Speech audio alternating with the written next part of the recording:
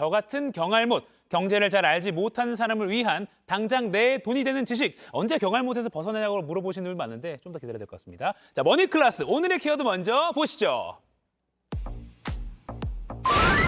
내 돈은 내가 지키자. 전세 사기 피하는 법. 금리 인상으로 집값이 떨어지고 전세 시장도 침체에 빠지면서 세입자에게 보증금을 돌려주지 못하는 이른바 깡통 전세가 늘고 있습니다. 그동안 전세 사기 피할 수 있는 방법 많이 알려졌지만요. 이것만으로 과연 충분할까 이런 불안감 듭니다. 정부가 전세 사기 강력 대응을 예고하고 또 여러 대책들을 내놓고 있는데요. 보도가 많이 나오지만 이 활용 방법 좀 차근차근 설명해달라는 상크리 여러분 요청 많아서 오늘 준비했습니다. 평생 저축한 목돈인 내 전세금 지키는 방법 전문가와 함께 꼼꼼하게 알아보겠습니다.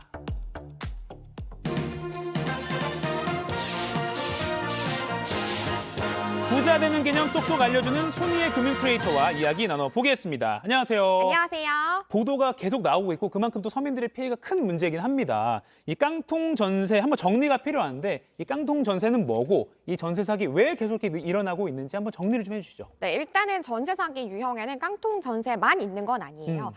하지만 이제 깡통 전세가 상당히 많은 비중을 차지하고 있기 때문에 우리는 깡통 전세 위주로 설명을 한번 해보도록 할게요. 이 깡통 전세는 집주인의 이제 주택담보대출 그리고 세입자가 내는 이 주택에 대한 보증금의 합이 매매가의 80%를 넘어섰을 때는 우리가 속이 텅텅 빈 집이다라고 해서 깡통 전세라고 부릅니다. 네, 얼마 전까지만 해도 집값 상승기였잖아요. 그러니까 이때 갭 투자 물건들이 유독 많았어요. 이 갭 투자라는 거는 우리가 매매가랑 전세가를 비교했을 때 비중이 이제 가격 차이 자체가 얼마 나지 않는 집을 일단 매매를 합니다. 그 다음에 이 집에 대한 집값이 훨씬 많이 올랐을 때 집을 팔고 이 시세 차익을 남기는 걸 우리가 갭 투자, 갭 투자에 대한 물건이라고 부르는데요. 근데 현재는 집값이 내려가고 있잖아요. 그러다 보니까 집주인들이 이 집값에 대한 보증금을 내주지 못하는 일들이 굉장히 많이 발생을 하고 있는 거예요. 우리가 시세를 잠깐 한번 볼 텐데요. 작년 한 해 동안에 집주인이 보증금을 돌려주지 못한 건수가 5,443건이었습니다. 5,000건이 넘네요. 네, 근데 이게 4년 전인 2018년이랑 비교를 하면 15배 이상 증가를 한 거다라고 볼 수 있어요. 그리고 사실은 우리가 이 피해 건수도 굉장히 중요하잖아요. 피해 건수 1조 1,726억 원입니다. 피해 액수가 1조가 넘네요. 정말 어마어마한 숫자인 거예요. 그리고 사실은 이런 전세 사기 같은 경우에는 아파트보다는 빌라 그리고 오피스텔에서 주로 많이 발생을 합니다. 말씀하신 아파트보다 빌라나 오피스텔 시세를 알기가 어려워요. 그래서 발품 팔라 이런 말도 있는데 좀 시세를 정확히 알 수 있는 방법 뭐가 있을까요? 네, 지난 2일부터 시작된 안심 전세 애플리케이션을 활용하면 좋은데요. 정부가 내놓은 전세 사기의 예방책이라고 볼 수 있겠습니다. 자, 우리가 여기에서 많은 정보들을 볼 수 있는데요. 사실 그동안 아파트보다는 다세대 주택이라든지 연립주택 혹은 50세대 미만의 소형 아파트의 경우에는 우리가 일반 아파트에 비해서 정보를 구하는 게 좀 힘들었어요. 근데 이런 유형의 주택에 대해서도 안심 전세 애플리케이션을 통해서 많은 정보들을 확인할 수 있는 거고요. 그리고 오는 7월부터는 우리가 정말 정보를 얻기 어려웠던 주거용 오피스텔에 대해서도 그리고 좀 더 지방을 확대해서 지방의 광역시에 대해서도 이 정보를 얻을 수 있다라고 합니다. 우리가 화면에서 볼 수 있지만 이 안심 전세 앱을 통해서 시세 정보도 확인할 수 있고요. 그리고 이 전세 계약에 대해서 다양한 정보들도 확인할 수가 있는데요. 그러니까 우리가 이때까지는 전세 보증금을 제시하는 게 적정선인가? 이게 비싼 건가? 혹은 저렴한 건가? 이것도 확인할 수가 없었잖아요. 근데 내가 들어가고자 하는 곳이 예를 들어 상암이에요. 그러면 상암 지역에서 적정 전세 보증금을 제시를 한 건지 이런 여부까지 다 확인을 하실 수가 있으십니다.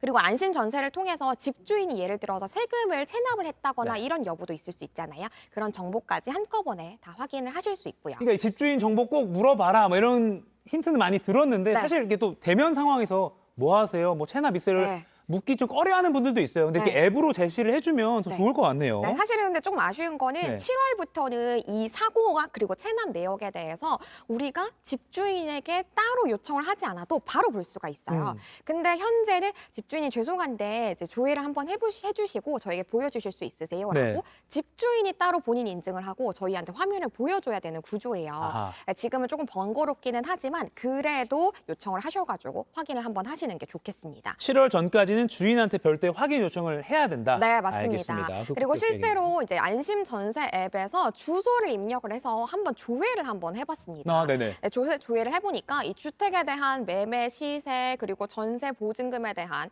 우리가 실거래가 등등을 바로바로 확인을 할 수가 있었어요. 그러니까 매매 시세랑 전세 실거래가를 비교해서 적정한 수준인지를 확인을 할 수 있는 거고요.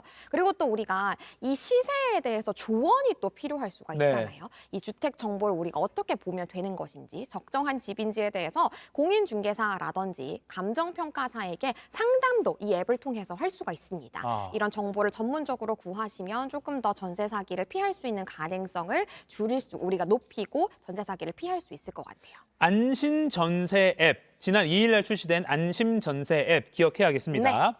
그리고 전세 사기 사례를 보면요. 뭐 일부입니다. 극히 일부긴 네. 하지만 우리가 믿고 있는 그 공인중개사까지도 그 조직에 가담합니다.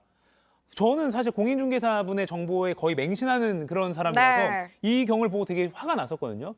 일부긴 합니다만 네. 대비책이 있나요? 네, 일단은 국토교통부에서는 공인중개사 그리고 감정평가사에 대한 단속을 좀 강화를 하고 있는 편이고요. 네.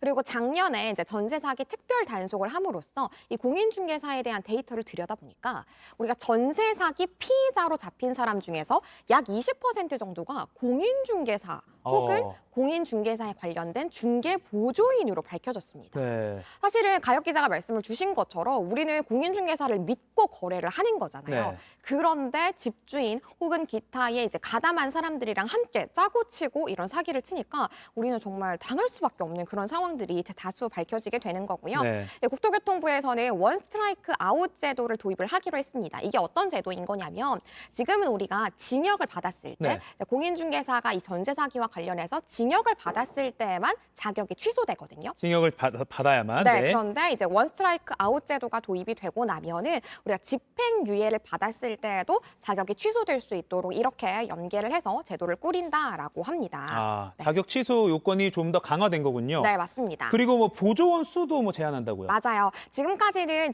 한 명의 공인중개사가 둘 수 있는 보조원의 수가 제한이 없었습니다. 네. 그런데 중개보조원이 나서서 사기를 치는 사례들도 많이 늘다 보니까 앞으로는 한 명의 공인중개사의 중개보조원을 최대 3명까지만 둘 수 있도록 이렇게 조치를 한다고 하고요. 실제로 아직 이루어지진 않고 있지만 예정이라고 합니다. 그렇군요. 네. 예정이다, 아직은. 그럼 전세로 이제 이사 갈 집을 정하고 계약서를 쓸 때 뭘 주의해야 하는지 여기저기 인터넷 정보가 너무 널려 있어요. 딱 체크리스트로 정리 한번 해주시죠. 네, 우리가 3가지로 나눌 수가 있을 것 같아요. 보통은 우리가 들어가기 안전한 집이다라고 얘기할 수 있는 게 전세가율 60% 정도입니다. 근데 이 수치 60%라는 걸 아무리 외워도 어디에서 확인하는지 모르면 이제 말짱 도루묵이겠죠. 네, 등기부 등본을 직접 떼서 확인해 보시면 좋은데요. 보통은 공인중개사가 주는 등기부 등본을 믿고 내 스스로는 떼보지 않는 경우가 굉장히 많아요. 그런데 만약에 앞서서 얘기를 했던 것처럼 공인중개사 역시 이 피의자 중에 한 명 이라면 보여주는 등기부 등본의 페이지가 빠져 있다거나 혹은 당일에 발급한 내용이 아닐 수 있거든요. 그래서 직접 반드시 떼보시는 게 중요하고요. 직접이 포인트네요. 네, 맞습니다. 그리고 두 번째는 우리가 특약을 넣는 겁니다. 현재는 우리가 이제 전세 계약 등등 계약을 직접 하지 않으면 이 체납 내역 등 세금에 관련된 내용을 확인할 수가 없어요. 그런데 막상 계약을 하고 보니까 체납 내역이 있다거나 우리 연체 세액 등등이 있다면 그때 대해서 굉장히 난감할 수 있잖아요. 그래서 계약을 한 뒤에 연체세액 등이 있다면 계약을 해지할 수 있다 등의 특약을 넣으시면 조금 더 안심을 하실 수가 있는 거겠죠. 문장을 하나를 넣는 게 이렇게 중요하네요. 맞습니다. 그리고 세 번째로는 전입신고와 확정일자를 바로 처리를 하는 겁니다. 우리가 주택임대차보호법상으로는 이 전입신고랑 확정일자를 하시고 나면은 최우선 변제 그리고 우선 변제를 보장받을 수 있는데요. 그러니까 쉽게 얘기해서 우리가 우리 보증금을 지킬 수 있는 효력을 하나 발생시키는 거다라고 생각하시면 돼요. 그런데 참 안타깝게도 우리가 이사를 하고 보면 굉장히 정신이 없잖아요. 맞아요. 뭐 귀찮은 마음도 들고요. 며칠은 괜찮겠지라는 좀 안일한 마음이 들기도 합니다. 그래서 전입신고와 확정일자를 이사한 당일에 바로 하지 않으시는 경우가 있는데요. 단 며칠 사이에 근저당권이 생긴다거나 저당이 생긴다거나 등의 문제로 우리의 보증금을 날릴 수도 있기 때문에 이사한 당일에 전입신고 확정일자 하시는 거 잊지 말아주시죠. 자, 지금 여기 뒤에 있는 체크리스트 화면으로 띄워주시고요. 캡처해 놓으셨다가 지금 전세 주변에 나가시는 분들 이렇게 좀 서로 공유해 주시면 좋겠습니다. 등기부 등본 직접 떼셔야 됩니다. 자, 근데 이게 세입자가 노력을 해도 워낙 사기 수법이 정교하고 아까 말한 대로 믿는 도끼 발등 찍히는 경우도 있기 때문에 참 어려운데 이게 분명 피해자 탓할 문제는 아니거든요. 맞아요. 그래서 집주인에게 보증금 돌려받지 못해도 내 보증금 지킬 수 있는 방법 뭐가 있을까요? 네, 바로 우리가 사실 거듭 얘기를 했었던 전세 보증 보험을 가입하시는 게 가장 대표적인 방법이라고 네. 볼 수 있을 것 같은데요. 전세 보증 보험은 크게 두 가지로 나눌 수 있어요. 전세 보증금에 대해서 반환 보증을 가입하는 건데요. 우리 돈으로 보증금을 냈을 때 이 돈을 만약에 돌려받지 못하면 우선 우리가 보증 보험을 가입한 기관이 우리에게 먼저 보증금을 내어주고요. 그리고 이 보증금을 집주인에게 대신 받아내는 겁니다. 네. 그리고 두 번째 유형은 전세 보증금을 대출을 받았을 때 대출 상환 보증을 해주는 건데요. 우리가 특히나 이 문제는 더 심각한 게 은행 등의 대출을 받았으면 이걸 갚지 못하면 신용점수 떨어지는 건 물론이고요. 추후에 금융 처리를 할 때 문제도 발생할 수 있어요. 네. 그래서 우리 보증기관이 우리 대신에 대출금을 갚아주고요. 그리고 이 돈을 집주인에게 대신 받아내는 겁니다. 아. 네. 그리고 다가올 5월에는 이 전세 보증 보험에도 또 변화가 생깁니다. 아, 그래요? 네. 전세 보증 보험을 우리가 가입할 수 있는 전세가율이 기존에는 100%였습니다. 그런데 앞으로 5월 이후로는 전세가의 90%까지만 이 전세 보증 보험을 가입할 수 있는 거예요. 네. 그러니까 이렇게 조치를 취한 이유는 또 악용하는 집주인들이 이 전세가로 본인들이 이 집 보증금을 퉁치는 이런 사기를 치는 경우들이 많기 때문에 약간이라도 방지를 하고자 전세가율을 90%로 나눈 거라고 합니다.